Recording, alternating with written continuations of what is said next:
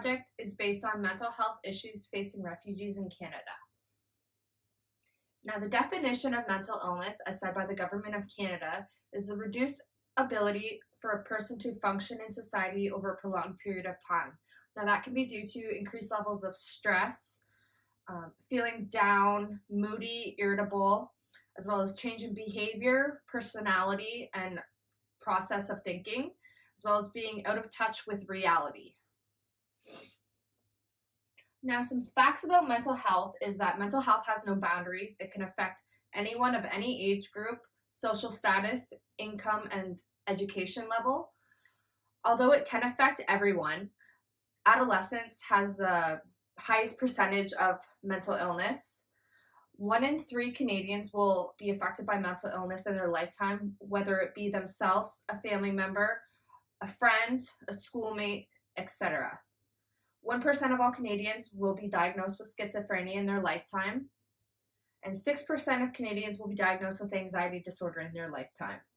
Now, the highest amount of mental illness prevalence is refugees, the homeless, decreased social status, adolescents, prisoners,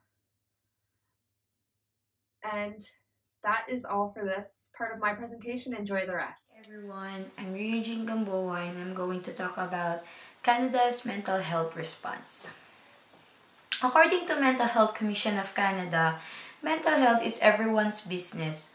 World Health Organization defined mental health as a state of well-being in which every individual realizes his or her own potential, can cope with the normal stresses of life, can work productively and fruitfully, and is able to make a contribution to his or her community. Canada has a long history of opening its borders to refugees and is in good position to support the mental health of incoming refugees because it has the right people, knowledge, and integrated systems. With committed leadership, some strategic alignment of services, and a few extra resources, they will be able to provide refugees with appropriate access to service and supports. The response to the refugees crisis needs to promote mental health and prevent mental health problems while offering early, appropriate intervention for the minority of people who develop. According to Wilinski and Anderson, they found that successful mental health promotion initiatives include the following characteristics: clearly stated outcome targets, comprehensive support system with multiple approaches including emotional, physical, and social support together with substantial assistance. Initiative in multiple settings, provision of screening and early initiative for mental health problems in all lifespan groups. Involvement of relevant parts of social network of the target group, initiative over an extended period, and demonstrating a long-term investment in program planning, development, and evaluation. There are several factors too that increase the mental problems such as internment, unclear resident status, poor housing, multiple problems, poor access to jobs and education, and poor social support. According to Mental Health Commission of Canada, understanding the importance of well-being, psychological coping strategies, and social capital is important for building and fostering resilience. And these key factors can be effective intervention for wellness if offered alongside education and awareness about psychological well-being, the need for connecting with family and friends, staying active, continuing to learn, being mindful, and giving back to a community. That's all. Thank you.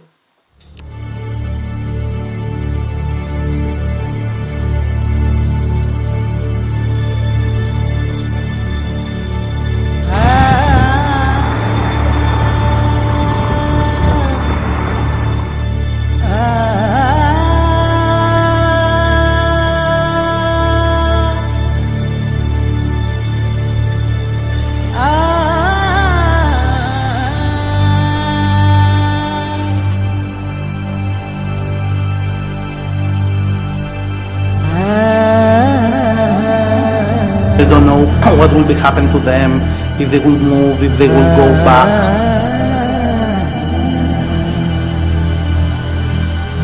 The survival is very difficult.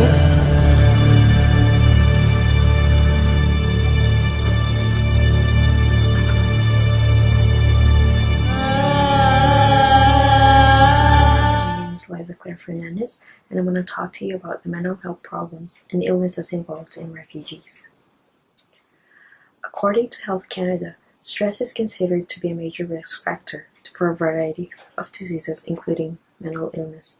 Refugees are at high risk from exposure to different stressors. This includes pre-migration stressors such as refugee camp confinement or being in a violent or tragic situations like war and loss of family members. When moving into a new environment and faced with post-migration stressors like unemployment, poverty, or separation from family, they may also be exposed to adjustment challenges including immigration pressures, role and identity changes, as well as discrimination. These instances, coupled with a lack of social support and resources, negatively impacts psychological well-being of refugees and be at a high risk for mental health problems. Most common mental health problems in refugees are anxiety, mostly PTSD, and depression. Some other problems can be generalized anxiety, panic attacks, and somatization. Often, depression and substance abuse can show up along with PTSD. Refugees are said to be at a high risk for PTSD as a result of the stressful events that force them to migrate, along with the struggles in moving to a new country. Approximately 1/3 of those developing PTSD may remain symptomatic for more than 3 years and are at risk of secondary problems such as substance abuse. Studies have shown that the rates of mental health problems are increased for every mental health problem. Some of those issues include a higher risk of schizophrenia and depression. The prevalence of PTSD in refugees is around 9%. One of the highest risk population is children and adolescents. According to research, up to 20 to 50% of refugee children can suffer from PTSD. Major depression was present among 44% of refugees with PTSD, and 71% of those diagnosed with major depression also had PTSD. But despite the high rate of PTSD among refugees, most refugees who have been exposed to trauma are able to adapt reasonably well. Hi Joyce and classmates, my name is Melanie. I am going to be speaking about the supports available for refugees in Canada who are facing mental health issues. While doing this assignment, I came to think about the inherent stress in being a refugee.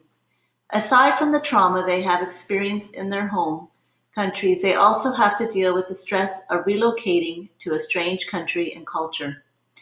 These stresses may contribute to their vulnerability to mental health issues. Canada has several support systems available for refugees facing mental health issues. Here's a list of support services to assist refugees in Canada with mental health issues. The CMAS, funded by Immigration, Refugees and Citizenship Canada, is Canada's leading organization that focuses on caring for immigrant and refugee children.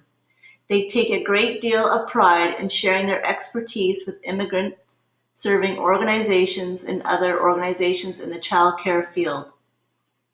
They identify gaps in service and work to create solutions, establish and measure the standards of care, and support services for newcomer families through resources, training, and consultations. The Centre for Addiction and Mental Health Services for Refugees and the Crossroads Clinic at Women's College Hospital have been working together to find ways to respond to the mental health needs of Syrian newcomers during and after the resettlement surge. In March 2016, CAMH launched a refugee mental health and wellness service called the New Beginnings Clinic. Community health centers across Canada have decades of experience providing care and support to government-assisted and privately sponsored refugees, as well as diverse refugee claimants. They provide a broad scope of primary healthcare services, programs, and supports through interprofessional teams, enabling refugee newcomers to receive the care and social support they require. On their website, they list all the health centers available across Canada. Access Alliance Multicultural Health and Community Services provide free settlement services to support newcomers through the difficult process of adjusting to a new country. Settlement services include settlement counselors, a resource center for newcomers, and newcomer education workshops. Canadian Centre for Victims of Torture. The supportive counseling provided by them plays a major role in the process of healing the traumatic effects and improving the mental health of the survivors. During counseling sessions, clients are reassured, comforted, and encouraged in their endeavors to overcome difficult situations. Canada has several services to assist refugees with mental health issues. There are many more at the community level. Due to the ongoing strife in the world and Canada's desirability as a place to live, it is likely that we will continue an increase in the number of refugees arriving on our shores. Therefore, it will be important for Canada to continue to develop strategies to deal with the mental health issues that refugees bring with them. Mental issue facing refugees in Canada. In order to help the refugee with the mental health issues facing them, we will start by national initiatives, enhancing training for professionals through the Refugee Mental Health Project by improving refugee access to mental health services. Refugees often face discrimination, racism, social exclusion, and income disparity, says Brankel.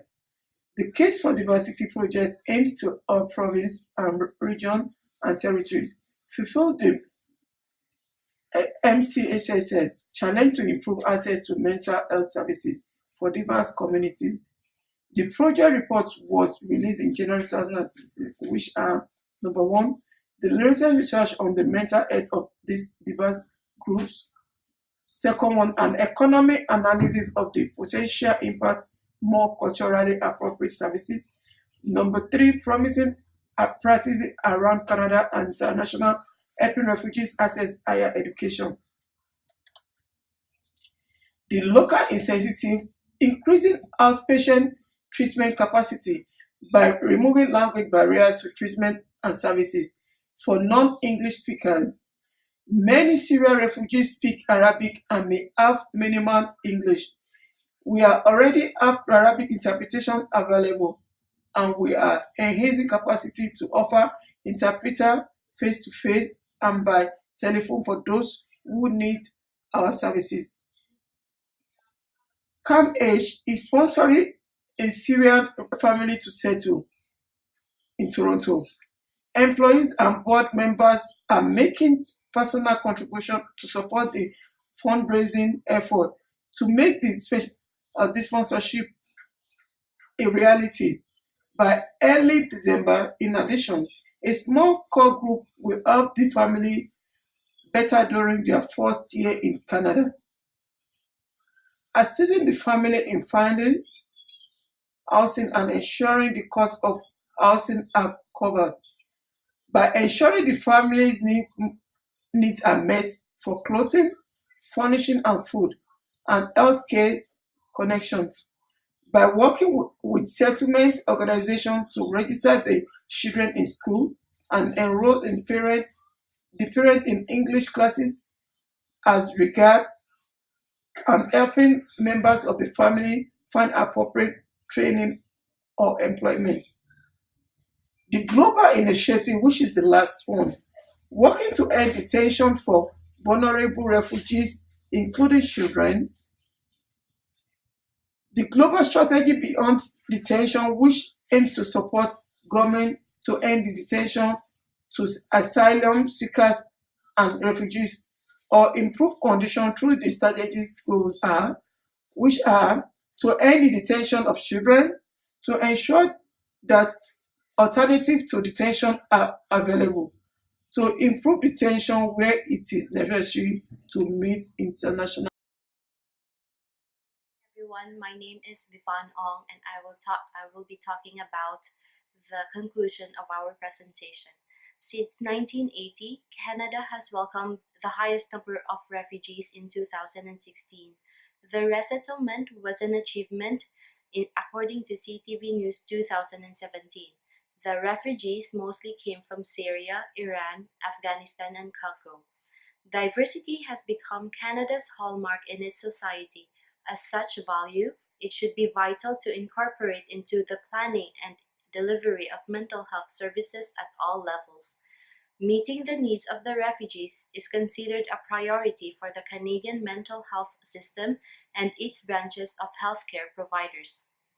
As noted by the Mental Health Commission of Canada in 2016, the case for the Diversity Project studied disparities in health costs in Ontario and the need for improved collection and evaluation of data on ethno-racial background and among refugees. It has been shown from research that therapies and programs help reduce overall costs, especially those programs that take into account the diversity of the participants. There is a strong evidence that interventions are becoming successful using a multidisciplinary approach, culturally sensitive or adapted to groups, trained professionals, and linguistically appropriate measures.